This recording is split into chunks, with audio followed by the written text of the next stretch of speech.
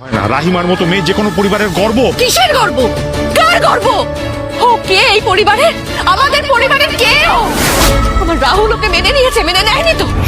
রাহুলের মা জানায় আমার ছেলের কাঁধে এখন বাচ্চা কাচ্চার দায়িত্ব দেওয়া যাবে না। ও একজন টেনিস চ্যাম্পিয়ন, তাই অনেক স্বপ্ন আছে ওর। সেই কথা ভেবেই আমি বলেছি।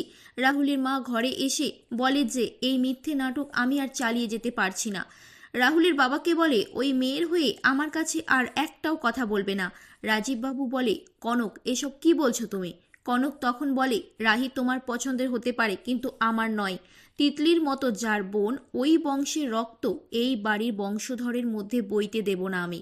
রাহি শাশুড়ির মোবাইল দিতে এসে সমস্ত কথা শুনতে পেয়ে যায়।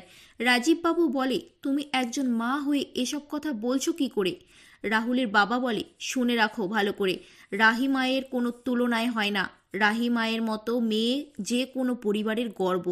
কনক বলে আমাদের পরিবারের ও কেউ না, আমার রাহুল তো ওকে মেনে নেয়নি, আর আমি ওই মেয়েটাকে একদম সহ্য করতে পারি না। সম্পূর্ণ এপিসোডটি যদি আপনি দেখতে চান তাহলে একটি লাইক ও সাবস্ক্রাইব করুন।